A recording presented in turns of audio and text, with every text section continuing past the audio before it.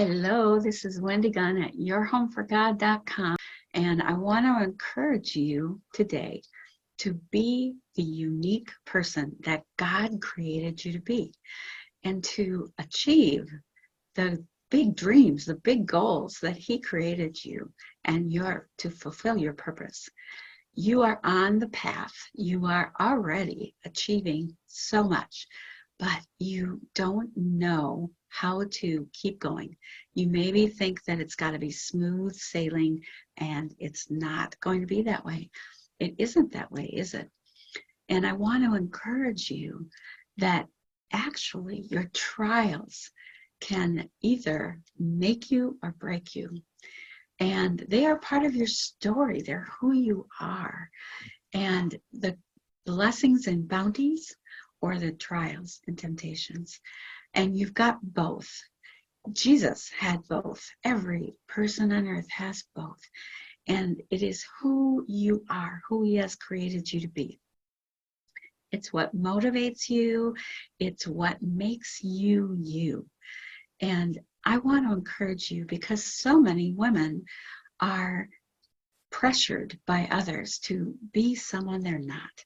I want to encourage you to stop looking around at the people and stop listening to those that are saying, you need to change to be like me.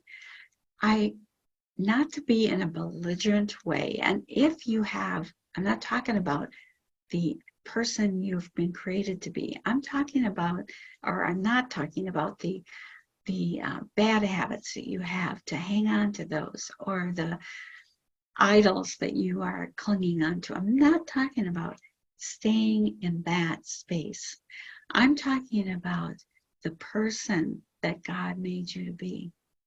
I'm talking about the inner person, the desires that He placed in you, because He has given you a mission. He's given you a purpose. He's made you a certain way. Since you were a little child, you've been this way. And I want to tell you a little bit about who Wendy is, to help you maybe to see who you are. So I am who I am now, and I am a pretty confident person. I'm an encourager. I'm a mentor. I'm a coach. And I've achieved many goals, but that is not who I have always been. I grew up in a home that we were a blended family, but not through divorce, through death. And before blended even existed, that wasn't a word that was used. And my mom was exceedingly good at bringing us together and making us one family. She did not subscribe to the, well, now we're going to put away the relatives that came from your side or your side. She brought everybody together, and the two families who had experienced the loss of a parent came together, both children from both families. Then they had me. I grew up thinking I was the glue that brought them all together, you might say. Found out I was actually an accident. But you might be an accident, but to God, you were planned. And so I grew up in a family, though, that had a lot of disease and death. And there were serious trials. First of all, the adjustments of those two families coming together, and the children having a new parent. And when I came into the family, there was a 14-year-old sister, a 7-year-old brother that came from my dad's family. They had lost their mom. And then there was a 5.5-year-old sister that came from my mom's side. She had a brother that she'd lost and a dad she had lost. And then I was born. And by the time that I was about 7 years old, my sister's kidney disease was a big, big part of our, the oldest, the 14-year-old. She had kidney disease, and her 7-year-old brother had kidney disease. But the 14-year-old, she only lived to be 25, and she died when I was 11.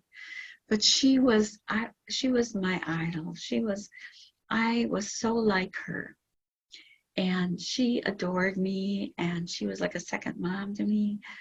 And that was a huge loss in my life. And I had experienced loss of someone very close to me every year from the time that I was 8 years old till the time I was 16. And it was a great loss when I lost her. And then my mom went to work. She'd always been a stay-at-home mom. And I didn't know who I was. I didn't know what I was supposed to do. And I was lost. Nobody was even aware that I was going through anything because they were going through so much themselves. But God had a plan. He has used all those experiences. He has used all those hardships, finding myself, trying to figure out who on earth I was and the mistakes I made and the things that I did. And that's part of my story now.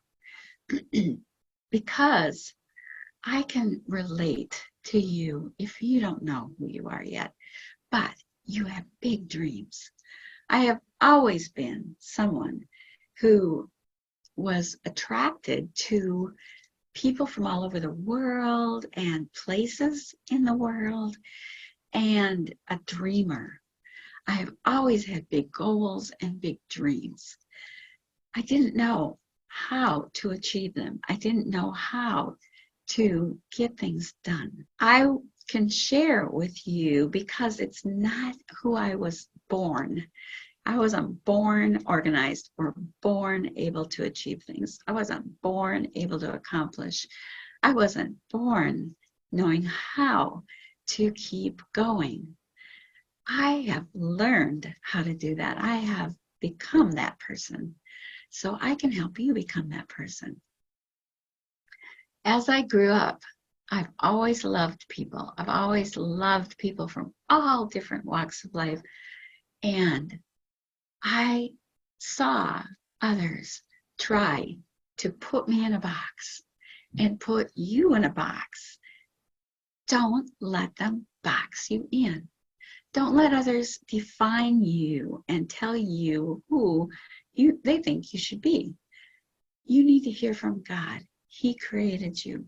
He has a plan. He has a plan for you. He has a purpose. He created you beautifully, wonderfully. Psalm 139, go and read it. And he has, before the beginning of time, he knew who you were going to be. You are on a road, a path, a journey to becoming the woman that God created you to be.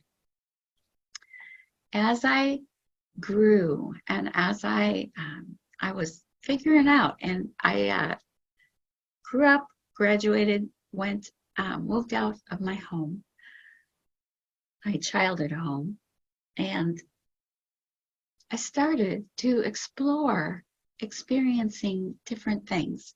I had never tried being creative. Basically, I was told growing up, you're not creative.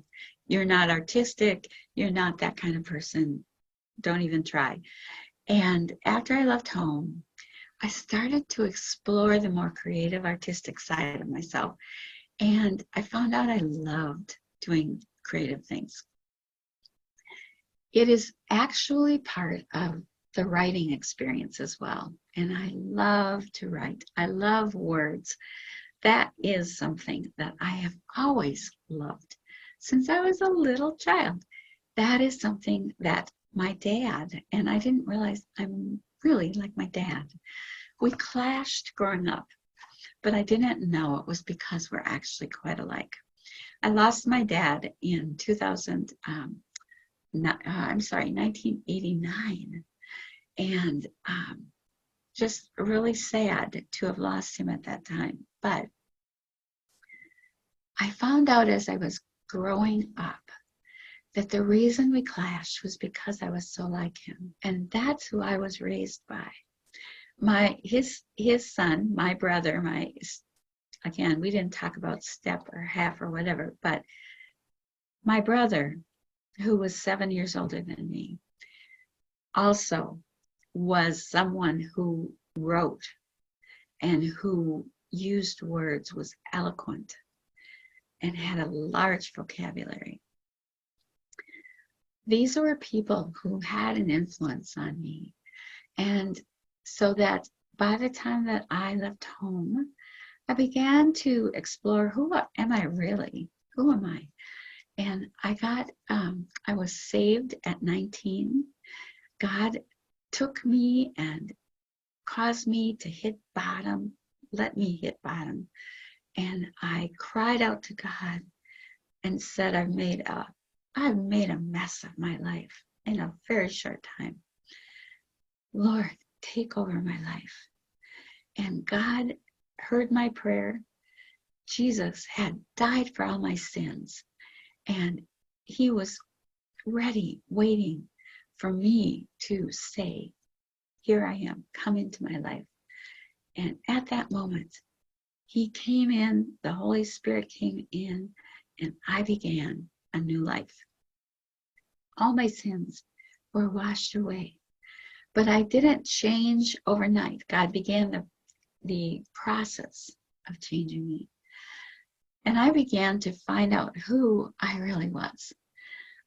It's a lifelong process. It doesn't end at one place in your life. You need to keep on finding out who God created you to be. And dream big dreams and go after big goals. You are created for so much more.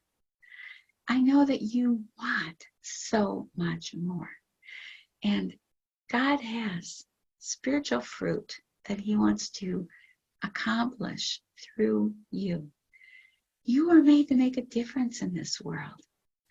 I am speaking to you who know that you were made for more.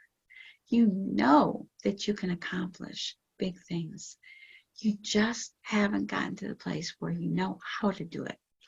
I want to come alongside you and help you to accomplish the big dreams and big goals that God has for you by God's grace. But I can help you because I know how to do it. And also, I know you want to hear, well done, good and faithful servant, at the end of your life. You want to see the small thing in your hand, the fish and the bread, the crumbs, because you know that God, Jesus, can take your little crumbs in your hand and he can feed thousands upon thousands with it. He is not limited at all. So I want to encourage you, and I want to help you to change your mindset. I want you to believe in who you can be and who God made you to be. And I want you to believe that you can achieve God's goals, God's unique goals for you.